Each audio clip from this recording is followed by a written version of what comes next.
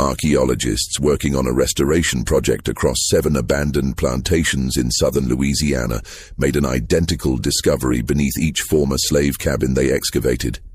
Buried wooden boxes, weathered by time and moisture, each containing the same haunting object. State officials sealed the sites within 48 hours. No formal report was ever published. Local historians who pressed for information were told the findings were culturally sensitive and required private analysis.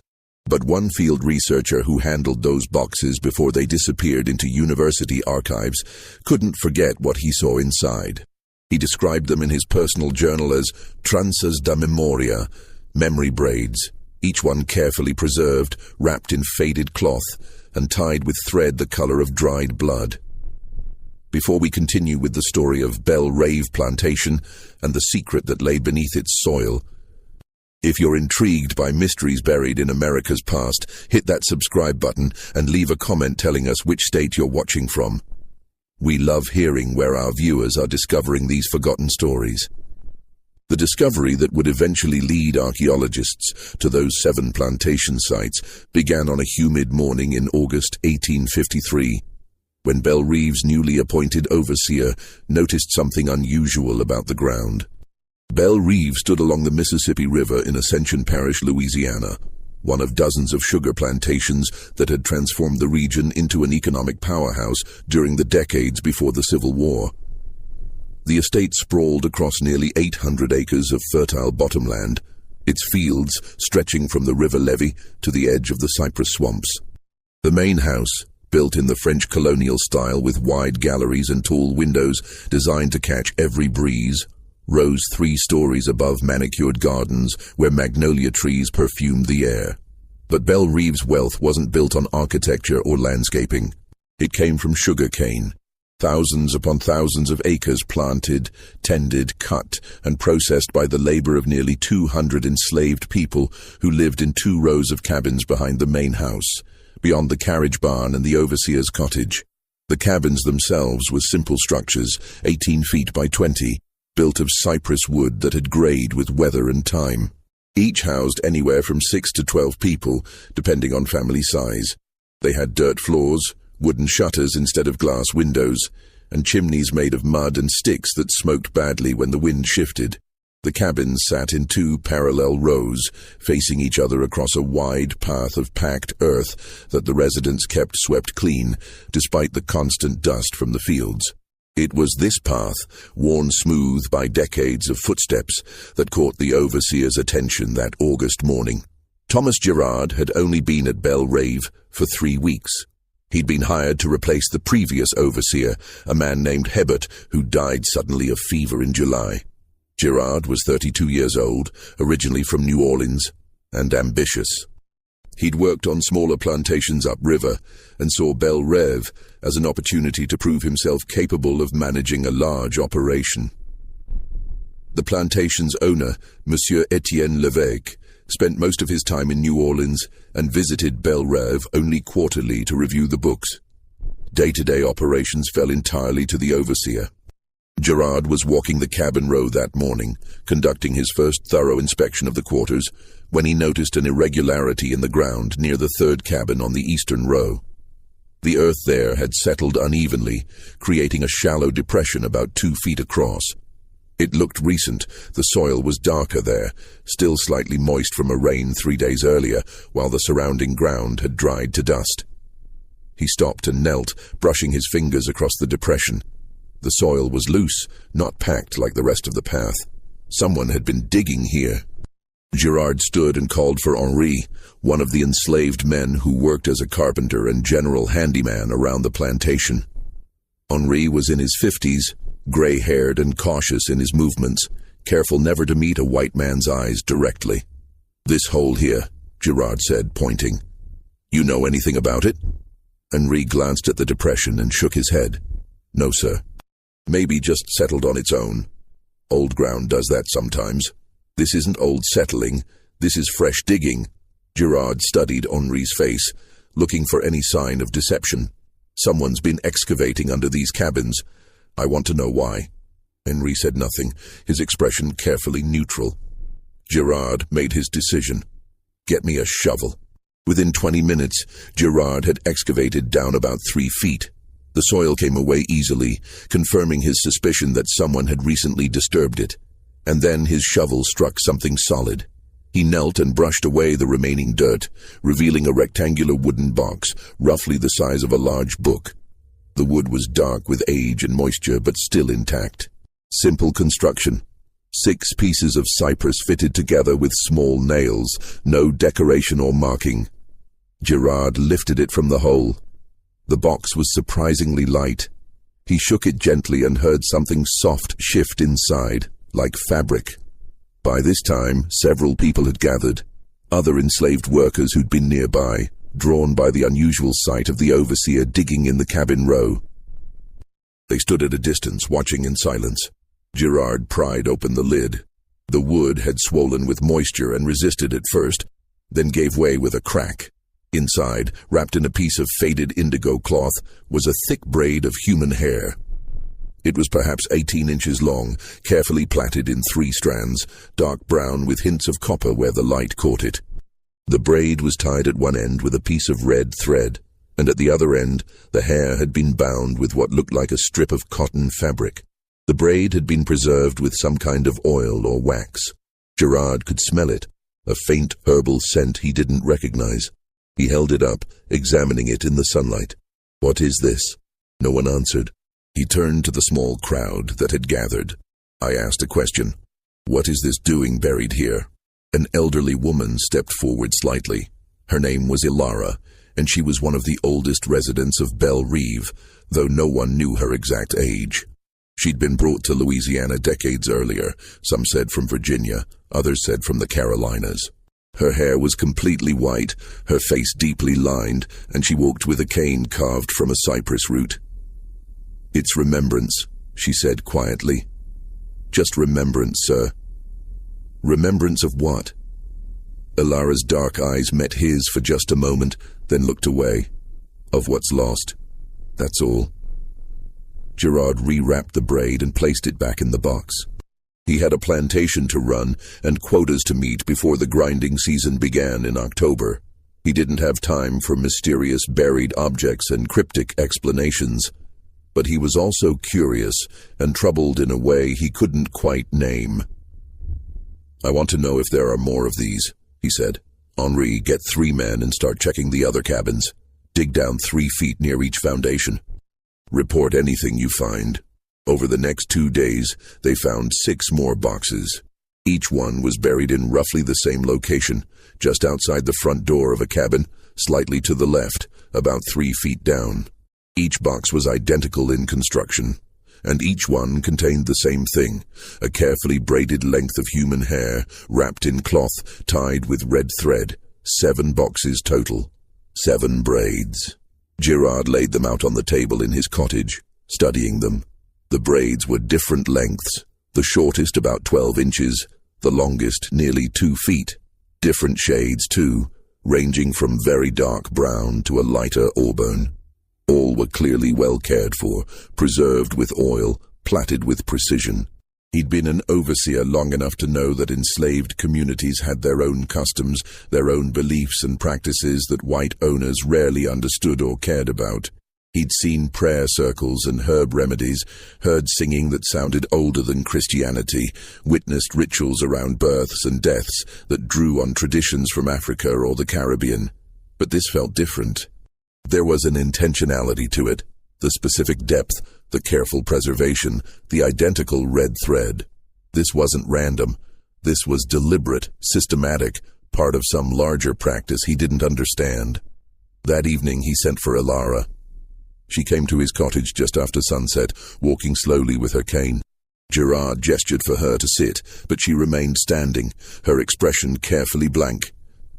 "I want to know about these," Gerard said, indicating the braids laid out on his table. "And I want the truth." Ilara looked at the braids for a long moment. In the lamplight, her face seemed even older, carved by time and experiences Gerard couldn't begin to imagine. "They're children," she said finally. "What's left of them?" Gerard felt something cold move through his chest. "What do you mean?" When a child is sold away, Ilara said, her voice quiet but steady, or when a child dies and there's no grave to tend, their mother cuts a piece of their hair. She braids it and keeps it close. It's a way of remembering, a way of holding on to what's been taken. She paused, her eyes moving across the braids on the table. When there's no time left, she continued, when the mother herself is dying or being sold away, she buries the braid, puts it in the ground where the child last lived, so the memory stays, even when she can't. Girard stared at the braids. 7 of them, 7 children. How long has this been happening? Long as there's been Belle Reve, Ilara said. Long as there's been mothers and children pulled apart. Long as there's been dying without proper burial. Why the red thread? Protection. Remembrance. Different people say different things. Ilara's hand tightened on her cane. Does it matter? They're gone either way. Girard was silent for a long moment. He'd grown up in New Orleans, the son of a merchant, and he'd entered plantation management because it was profitable, not because he'd given much thought to the human costs involved.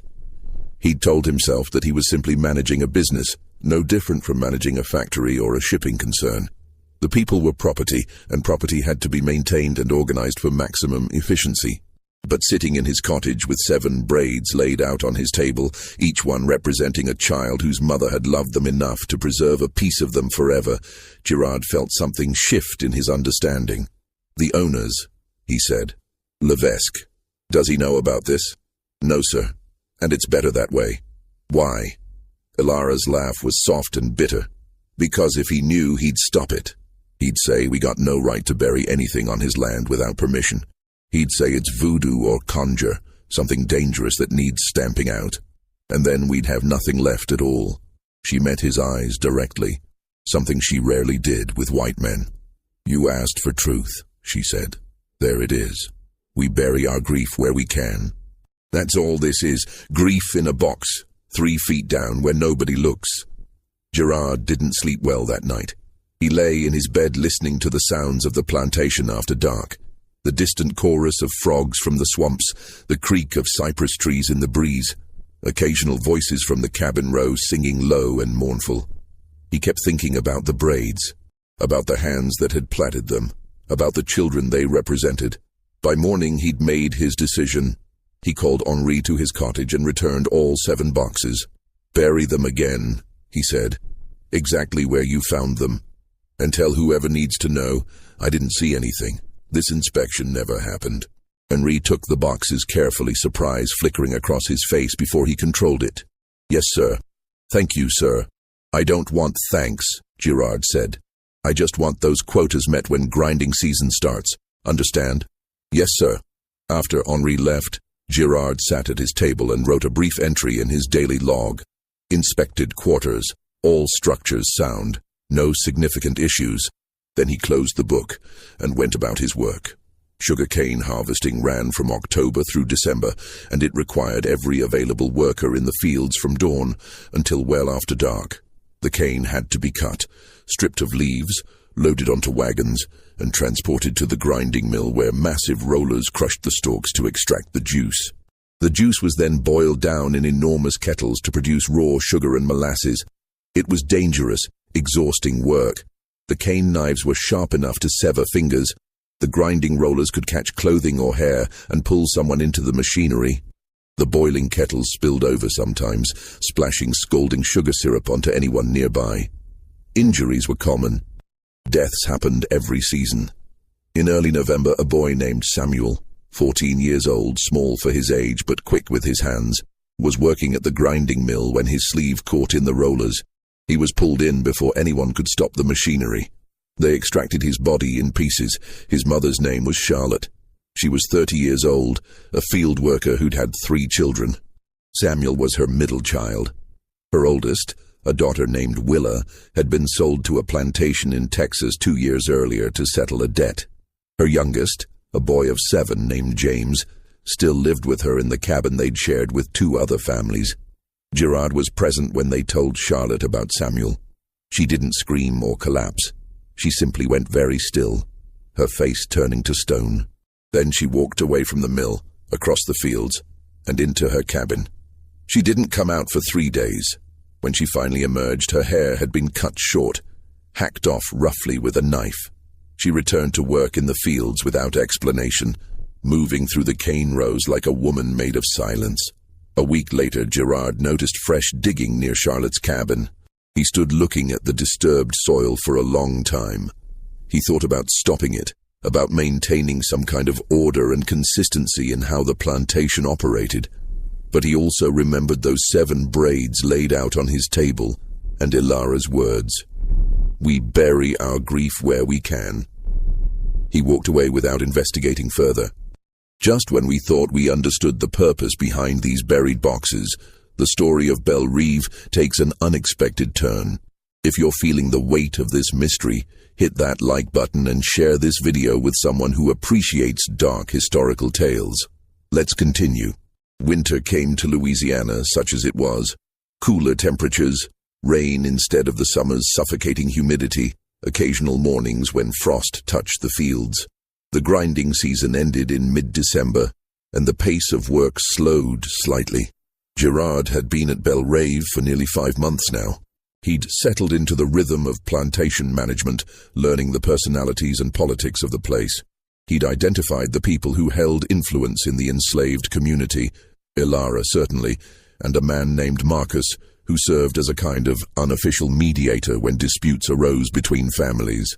There was also a woman named Marie who worked in the main house as a cook and who seemed to know everything that happened on the plantation before anyone else did. It was Marie who first mentioned the pattern to Gerard. She'd brought him his breakfast one morning in late December, coffee, rice cakes, and preserved figs, and while setting down the tray, she said casually, "You notice that all those boxes you dug up, they were all from the East Row?" Gerard looked up at her. Marie was in her 40s, stout and sharp-eyed, the kind of woman who missed nothing. "What about it?" "Just interesting is all," Marie said. "East Row's the oldest cabins.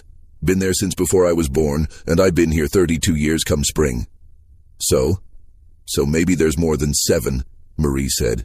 She arranged the dishes on his table with careful precision. "Maybe 7 is just what you found in the new digging. Maybe there's others deeper down from years past." Gerard set down his coffee cup. "How many years are we talking about?" Marie shrugged. "Belle Reve been growing sugar since 1809. That's 44 years of mothers and children. You do the arithmetic." She left before he could ask anything else. That afternoon, Gerard went to the plantation's main house and requested access to the records room. Monsieur Levesque's estate manager, a meticulous Creole man named Baptiste, maintained ledgers going back to the plantation's founding. Birth records, death records, purchase and sale records, everything documented in Baptiste's careful script. Gerard spent hours going through the books. The numbers were staggering. Since 1809, Belle Reve had recorded the births of 137 children to enslaved mothers. Of those, 41 had died before the age of 10, from fever, from accidents, from diseases that swept through the quarters periodically. Another 63 had been sold away from their mothers, either individually or as part of family separations when estates were settled or debts were paid. That meant 94 children who'd been born at Belle Reve had either died there without proper burial or had been taken away from their mothers while still young. 94 possibilities for those boxes buried beneath the cabins. Gerard closed the ledgers and sat in silence, trying to process what he'd learned. He'd known, intellectually, that the plantation system separated families. Everyone knew that. It was part of how the economics worked. Children could be sold for profit, and mothers rarely had any legal standing to prevent it. But seeing it quantified, name after name in Baptiste's ledgers, each one representing a specific child and a specific grief, made it real in a way Gerard hadn't allowed himself to consider before. He thought about his own mother, who died when he was 12. He remembered the way grief had consumed his father for months afterward, how the man had withdrawn into silence and work, unable to speak about his loss. What would it have been like, Gerard wondered, to lose a child and not even be allowed to grieve openly?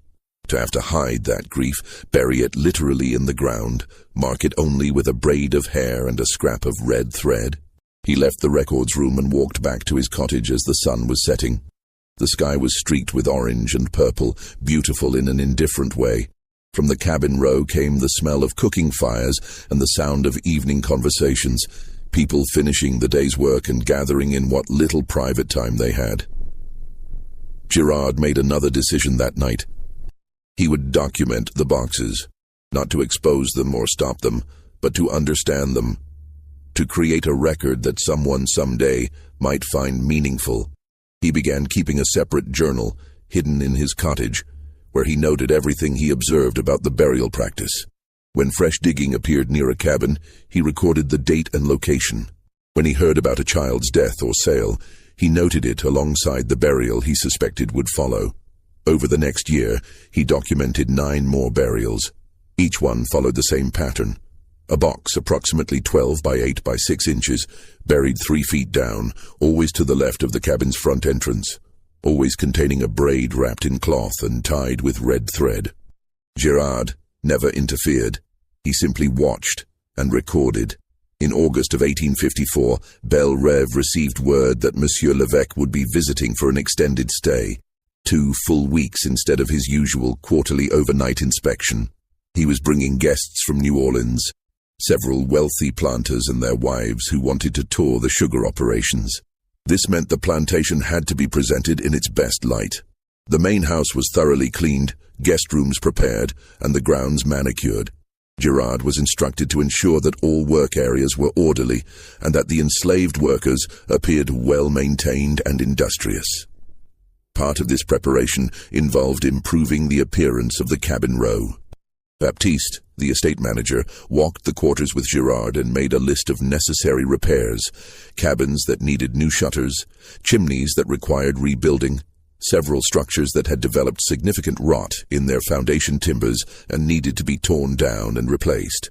3 cabins were marked for complete demolition and reconstruction. All 3 were in the East Row, the oldest structures, the ones where Girard had found the original 7 boxes.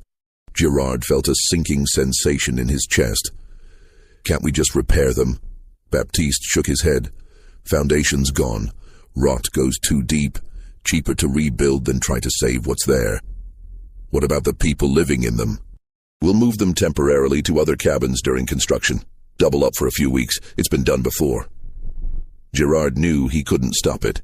Lévesque wanted the plantation looking prosperous for his guests, and that meant removing any structures that looked shabby or deteriorating. But it also meant digging up those foundations, and potentially exposing dozens of buried boxes in the process. He went to find Elara. She was in the vegetable garden behind the cabin row, pulling weeds with several other women. When Girard approached, the others melted away, giving them privacy. "The 3 cabins at the north end of the East Row," Girard said quietly. "They're being torn down next week. Foundations dug out. New structures built." Elara's hands stilled in the soil. She didn't look up. "I can't stop it," Girard continued, "but I wanted you to know. If there's anything that needs to be moved, it should happen before the work crews start digging." Elara slowly stood, brushing dirt from her hands. Her face was unreadable. "Why are you telling me this?"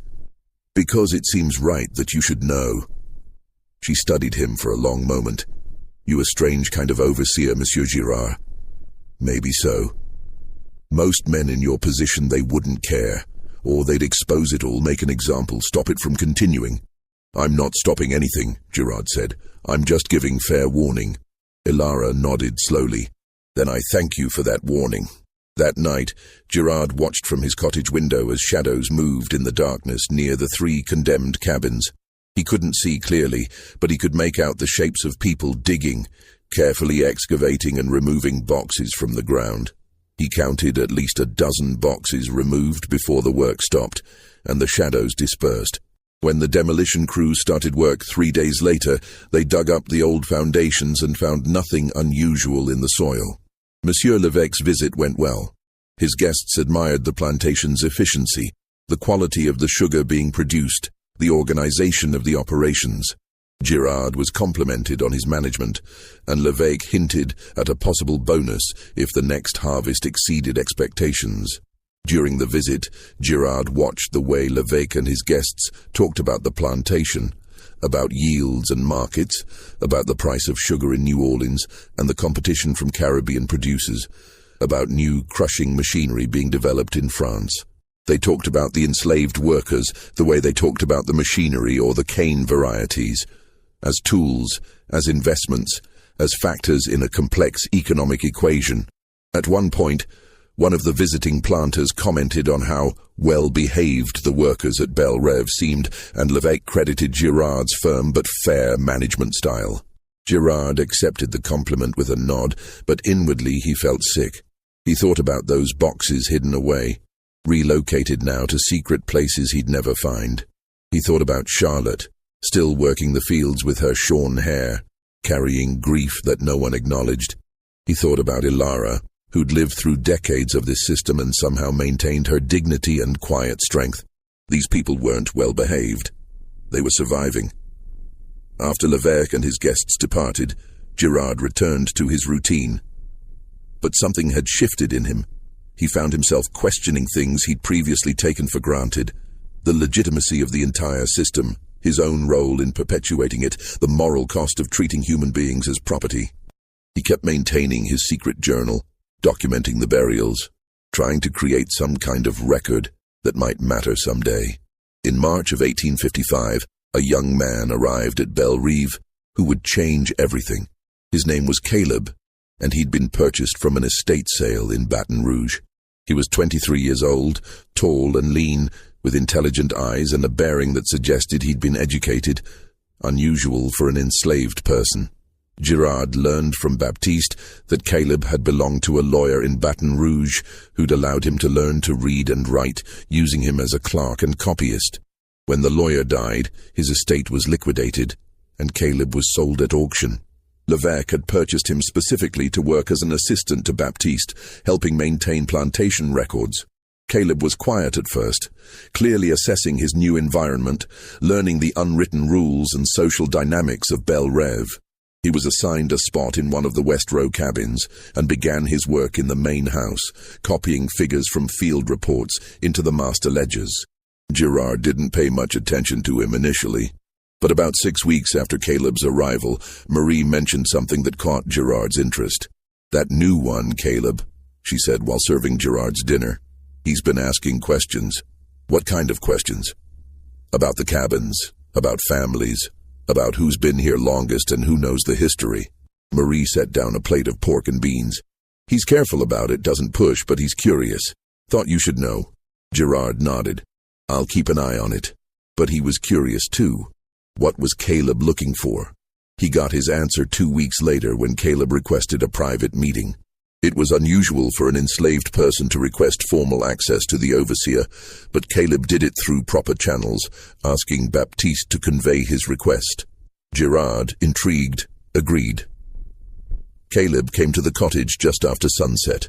He stood straight, met Girard's eyes, not defiantly, but with a directness that suggested he was used to being treated as more than property. "Sir, I appreciate you seeing me," Caleb began. "What's this about?" Caleb hesitated, choosing his words carefully. "I've heard things since I arrived here. About a practice, mothers burying boxes beneath the cabins, boxes containing hair from children they've lost." Girard's expression didn't change, but his mind raced. How had Caleb learned about this? "And?" Girard said neutrally. "And I want to document it," Caleb said. "Properly. Create a written record of what's being preserved and why." "Why would you want to do that?" Caleb's jaw tightened. "Because nobody else will. Because this system we live under, it doesn't value memory or grief when it comes from people like us. Everything gets lost. Families separated, histories erased, pain forgotten. These burials, they're an act of preservation. They deserve to be recorded." He paused, then added, "I know you've been documenting them. I found your journal." Girard felt a spike of alarm. "You went through my personal belongings?" "I was filing papers in your cottage when I knocked over a stack of books. Your journal fell out. I didn't mean to read it, but once I saw what it contained. Caleb met his eyes. I read it all. Gerard should have been angry, should have punished this intrusion, but instead he felt something else. A strange relief. "What do you want?" he asked. "Partnership," Caleb said. "You have access to the official records, births, deaths, sales. I have the trust of the community. Together we could create a complete accounting, names, dates, stories. A real history of what's buried here. And what would you do with this history?" "Keep it safe," Caleb said.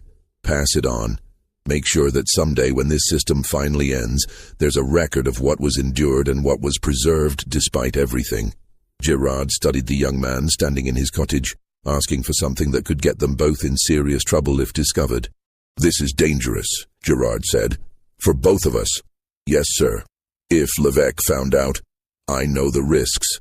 Gerard thought about the 94 children in Baptiste's ledgers, about Charlotte and her silent grief, about Alara moving boxes in the darkness to save them from discovery. "All right," he said. "But we do this carefully, and nothing leaves this cottage. Understood?" "Understood." Over the next year, Gerard and Caleb worked together on what they privately called the Memory Project. Caleb, with his ability to move through both the enslaved community and the administrative spaces of the plantation, gathered information that Gerard could never have accessed alone. He learned the stories behind the burials, which boxes corresponded to which children, how the mothers had preserved the hair, what the red thread meant in different family traditions. Gerard provided the official records, dates and documentation that gave structure to the stories Caleb collected. Together, they created a detailed ledger that told the hidden history of Belle Reve. They learned that the practice had started in 1812, 3 years after the plantation's founding, when a woman named Abina, who'd been brought directly from West Africa, buried the first box after her daughter died of fever. Abina had taught the ritual to other mothers, adapting African memory practices to the specific circumstances of the plantation. The red thread, they learned, came from different traditions. Some families said it represented the blood connection between mother and child. Others said it was protection, keeping the spirit of the child safe even in death.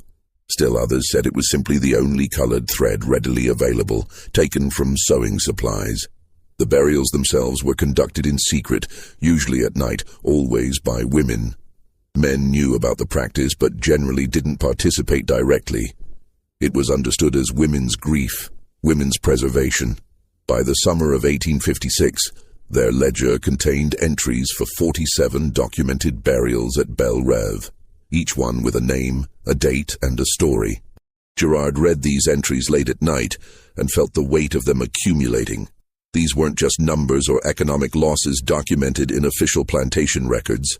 These were Lydia's son, Thomas, who'd been sold at age 6 to a cotton plantation in Mississippi and whose mother had cut his hair the night before he was taken away. These were Patience's twin daughters, stillborn in the winter of 1829, buried without markers, but remembered through braids of their mother's own hair, plaited together and preserved. These were Margaret's 3 sons, all sold in a single transaction to settle Levesque's gambling debts.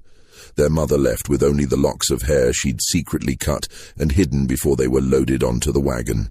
The stories multiplied, each one a small act of resistance against erasure. In October 1856, everything changed. Tensions had been building across the South for years, debates over slavery's expansion into new territories, the political power struggle between slave states and free states, the growing abolitionist movement in the North. These tensions filtered down even to isolated plantations like Belle Reve, carried by newspapers and travelers' gossip, creating an atmosphere of uncertainty and fear. Levesque visited the plantation that month and announced during a meeting with his senior staff that he was considering selling Belle Reve entirely. The sugar market had become unstable, he explained, and maintaining such a large operation was increasingly expensive. He'd received an offer from a planters' consortium that would allow him to liquidate the property at a profit. The sale would include everything: land, buildings, equipment, livestock, and all enslaved people currently residing at Belle Reve. This news spread through the quarters within hours. For the 200 people who lived there, it meant total uncertainty. Sales of entire plantations often resulted in families being broken up, with individuals sold to different buyers to maximize profit. Gerard watched the community's reaction. People moved through their work in a kind of numb shock. Conversations stopped when white staff approached. Children were kept close to their mothers, and the burials intensified. Women who'd been holding on to braids, waiting for some unspecified future moment, began burying them immediately. Better to secure the memories in the ground now, while they still knew where everything was, than risk losing them entirely in the chaos of a sale. Over 2 weeks, Gerard documented 8 new burials in his journal. Caleb, moving through the community, heard more stories, collected more names, but they both knew their project was at risk. If Belle Reve was sold, Gerard would lose his position and access to the plantation.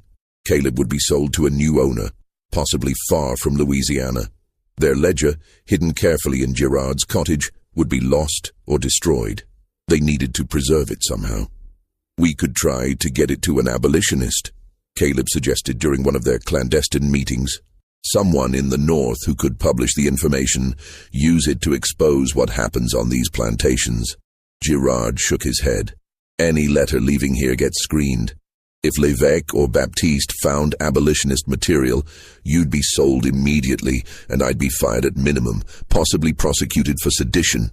"Then what?" Gerard thought about it. "We bury it." Caleb looked at him. "What?" "We bury the ledger, same way the mothers bury the braids. We preserve it until circumstances change, until it's safe to recover it." "That could be years, decades even. Or it could be never," Gerard acknowledged, "but it's better than destroying it or letting it fall into the wrong hands." They debated for hours, but ultimately agreed. The ledger would be buried on Belle Reve's grounds, in a location they both would remember, protected from moisture in a sealed container. But where? "Not near the cabins," Caleb said. "Too much risk of being discovered during regular work." "And not near the main house," Gerard added. "Too many people coming and going." They finally settled on a location near the old sugar mill, in a grove of pecan trees that stood just beyond the working buildings. The grove was on plantation property but rarely visited except during pecan harvest in late autumn. On a moonless night in early November, Gerard and Caleb went to the grove with a shovel and a metal document box that Gerard had taken from the plantation supplies. They'd wrapped the ledger in oilcloth to protect it from moisture, then sealed it inside the box. They dug down 4 feet, deeper than the cabin burials, deep enough to avoid casual discovery, and placed the box at the bottom of the hole. Before filling in the earth, Caleb paused. "Should we mark it somehow?" Gerard considered. A marker could draw attention. But without a marker, how will anyone find it? They compromised. They filled in the hole and tamped down the earth, then placed a single large rock on top, distinctive in shape. A piece of granite veined with quartz that caught light. It looked natural enough to avoid suspicion, but memorable enough that they could identify it years later. After finishing, they stood in the darkness of the pecan grove, both aware that they'd just entrusted their work to the earth, to chance, to hope that someday someone would care enough to look. "If I'm sold away," Caleb said quietly, "I'll try to come back, someday, when it's safe." "If I'm still here," Gerard replied, "I'll protect this location. Make sure it's not disturbed." They shook hands, an unusual gesture between overseer and enslaved man, but one that felt necessary. The sale of Belle Reve fell through. L'évêque's potential buyers, spooked by increasing political instability and rumors of possible war between North and South, withdrew their offer in January 1857. The plantation would remain in L'évêque's hands after all. This news brought mixed feelings to everyone at Belle Reve. There was relief that families wouldn't be immediately separated, but also resignation. The fundamental circumstances hadn't changed. They were still property, still subject to the whims of an owner who saw them as economic assets. Gerard remained as overseer. Caleb continued his work with Baptiste. Their ledger stayed buried in the pecan grove, its location marked by a quartz-veined rock. Life at Belle Reve continued its established patterns: planting and harvest, births and deaths, the slow accumulation of memories buried in boxes beneath the cabins. But something had shifted. The near sale had reminded everyone how fragile their stability was, how quickly everything could change. The story of Belle Reeve's buried memories was approaching its climax, but the darkest chapter was yet to come. If these hidden histories are gripping you, share this video with someone who values forgotten stories, and don't forget to hit that subscribe button. Let's see how this all unfolds. The Civil War arrived in Louisiana gradually, like a fever building over months. First came the news from distant places. Shots fired at Fort Sumter in April 1861, states seceding from the Union, armies forming. Then the effects moved closer. Louisiana's own secession, young white men from nearby parishes leaving for military service, supply shortages as trade routes were disrupted. By 1862, the war had reached Ascension Parish directly. Union forces gained control of New Orleans in April of that year, and their presence spread gradually up the Mississippi River. Plantations along the river found themselves in contested territory, sometimes under Confederate control, sometimes under Union occupation, sometimes in a chaotic no-man's land where neither authority held firm power. Belle Reeve sat squarely in this uncertain zone. Monsieur L'évêque, recognizing the danger, had departed for Baton Rouge in early 1862, taking his most valuable portable property: silver, important documents, cash reserves. He left Baptiste in charge with instructions to maintain operations as long as possible and to protect the land from Union seizure. But protecting a sugar plantation during a civil war was nearly impossible. The first Union patrol arrived at Belle Reve in June 1862, a squad of soldiers conducting reconnaissance and requisitioning supplies. They took 20 barrels of molasses, 3 horses and a wagon, leaving a receipt that Baptiste knew would never be honored. The enslaved population at Belle Reve watched these developments with cautious interest. Union soldiers meant different things to different people. Some saw them as liberators, others as just another form of white authority. Still others as a dangerous unknown that might make their circumstances worse instead of better. When the Union patrol departed, they took 3 young men from Belle Reve with them, men who'd decided to risk flight and join the Union cause as laborers or soldiers. Girard watched them go and made no move to stop them.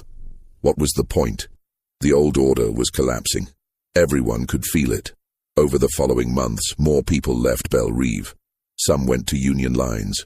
Some simply disappeared into the countryside, heading north or west, taking their chances on freedom. By December 1862, the plantation's population had dropped from 200 to fewer than 90. The cane fields went largely unharvested. The sugar mills stood silent. And the burials stopped. Not because the grief ended, but because the ritual required stability, required a connection to place and community. With everything fragmenting, with people scattering to uncertain fates, the practice of burying memory braids lost its anchor. Girard continued to maintain his position as overseer, though his actual authority had become almost meaningless. He was essentially caretaker of a dying estate. He thought often about the ledger buried in the pecan grove. Part of him wanted to dig it up, to try to preserve it in some more permanent way, now that everything was changing. But he also knew that the safest place for it was still in the ground, waiting. Caleb was still at Belle Reve too, one of the few people who'd chosen to stay rather than flee. When Girard asked him why, Caleb said simply, "Someone needs to remember where things are buried." They both knew what he meant.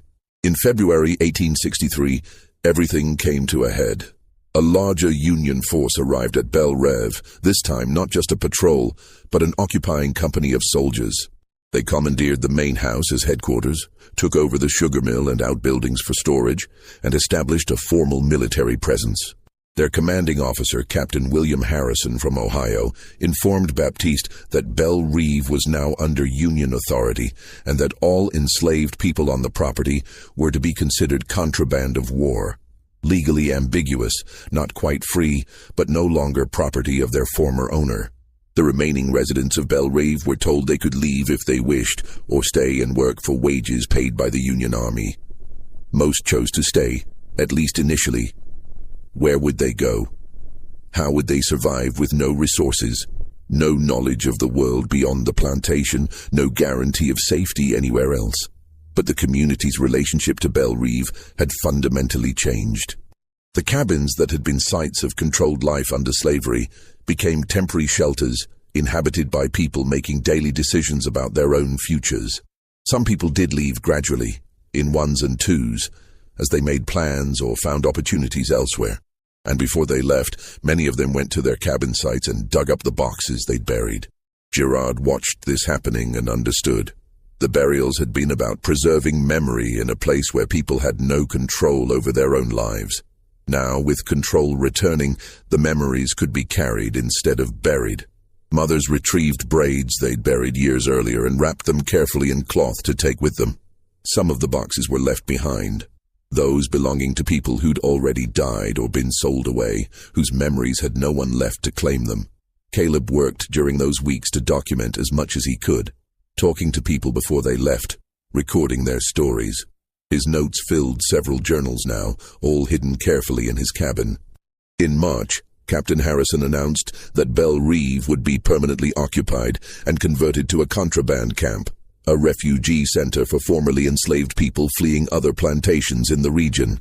This meant significant changes to the property. Several cabins would be torn down to make room for larger barracks. The fields would be converted to vegetable gardens to feed the camp's population. The entire layout of the plantation would be reorganized. When Gerard heard this, his first thought was the pecan grove. He found Caleb that evening. "We need to retrieve the ledger. Now?" Harrison's engineers are surveying the entire property tomorrow. If they decide to use that grove for construction or clear it for fields, we'll lose access. That night, they returned to the grove with a shovel and a lantern. The quartz-veined rock was still there, exactly where they'd placed it 4 years earlier. They moved it aside and began digging. 4 feet down, they struck the metal box. Gerard pulled it from the earth and brushed away the clinging soil. The box had held up well, no rust, no damage. He pried open the lid. The ledger inside was intact, the oilcloth having protected it perfectly. Gerard carefully unwrapped it and opened to a random page. The ink had held, the entries still clearly legible. Sarah, daughter of Margaret, age 7, sold to Coleman Estate in Mississippi, January 1842. Braid buried East Row, cabin 4. All their work preserved. "What do we do with it now?" Caleb asked. Gerard thought about it. "You keep it. You're the one who should decide what happens to this information." "Why me?" "Because this is your history more than mine. I documented it, but you lived it. You know what it means." Caleb took the ledger carefully. "I'll protect it, and when the time is right, I'll make sure people know." They filled in the hole and replaced the rock, erasing the evidence of their excavation. The war continued for 2 more years, but Belle Reve as a sugar plantation was finished. The estate was never returned to Levesque. After the war, the land was eventually subdivided and sold to multiple owners. The main house burned in 1871 under mysterious circumstances. The old cabin rows were torn down and rebuilt several times over the decades. Thomas Gerard left Belle Reve in June 1863, accepting a position with the Union Army's Quartermaster Corps. He survived the war and eventually returned to New Orleans, where he worked as a warehouse manager until his death in 1881. His personal journal, containing his observations about Belle Reve, was donated to the Louisiana Historical Society in 1924 by his granddaughter. It's now part of the Society's Civil War collection, though few people have paid close attention to the sections about burial practices. Caleb took the name Caleb Freeman after emancipation, not out of symbolism, but because Freeman had been his mother's family name before she was sold. He carried the ledger with him to New Orleans, then to Texas, then eventually to Kansas, where he settled in a community of formerly enslaved people building new lives in the post-war West. Before he died in 1903, Caleb gave the ledger to his daughter, Ruth, with instructions to preserve it as family history. Ruth passed it to her own daughter in the 1940s. It remained in the family for generations, its significance understood, but its contents kept private. Until 2011. That year, Caleb Freeman's great-great-granddaughter, Dr. Elaine Carter, a historian specializing in African-American material culture, began researching the ledger her family had preserved for over a century. She recognized its historical importance immediately. A detailed documentation of burial practices among enslaved people, recorded during the actual time period, with specific names and locations. Dr. Carter began investigating the sites mentioned in the ledger, starting with Belle Reeve's location in Ascension Parish. The plantation itself was long gone, subdivided into multiple properties, but historical land surveys allowed her to identify approximately where the cabin rose had stood. In 2013, she partnered with Louisiana State University's Archaeology Department to conduct exploratory excavations on what had been Belle Reeve's grounds, now mostly agricultural land and small residential developments. They found the first box in October 2013, buried 3 feet down in what would have been the eastern cabin row. Inside was a braid of hair wrapped in faded cloth tied with a red thread, exactly as the ledger described. Over the next 3 years, working across what had been Belle Reeve and 6 other plantations mentioned in the ledger, archaeologists found 31 more boxes, all containing the same thing. The discoveries were documented, the boxes carefully preserved, the contents analyzed with the full respect due to sacred objects. But the project also attracted controversy. Some descendants of the families mentioned in the ledger felt the burials should remain undisturbed, that excavating them was a violation even if done respectfully. Others argued the discoveries needed to be documented and shared as education. State officials, uncertain how to handle the situation, eventually sealed the excavation sites and restricted access while they debated appropriate protocols. The boxes that had been recovered were placed in climate-controlled storage at LSU, available for scholarly research but not public display. Dr. Carter published her findings in academic journals and presented the ledger's contents in several museum exhibitions, always emphasizing the humanity and agency of the people who'd created these burials. The memory braids themselves, those that weren't retrieved by their families in the 1860s, remain in archival storage, testament to a practice of preservation that survived slavery, survived war, survived more than a century of silence. Each braid represents a child who lived, who was loved, who was remembered even when the system they were born into tried to erase them entirely. The mothers who buried those boxes couldn't have known their grief would be excavated and studied 150 years later. They were simply doing what they could to resist erasure, to mark their losses, to create memory when everything else was being taken from them. They buried their children's hair 3 feet deep and trusted the earth to hold what they couldn't. And the earth kept that trust. This mystery shows us how memory persists, even when systems try to erase it. What do you think about these buried histories? Do you believe there are more still waiting to be found? Leave your thoughts in the comments below. If you want more stories like this, forgotten histories that deserve to be remembered, hit that subscribe button, turn on notifications, and share this with someone who appreciates the depth of human resilience. Thanks for watching, and I'll see you in the next video.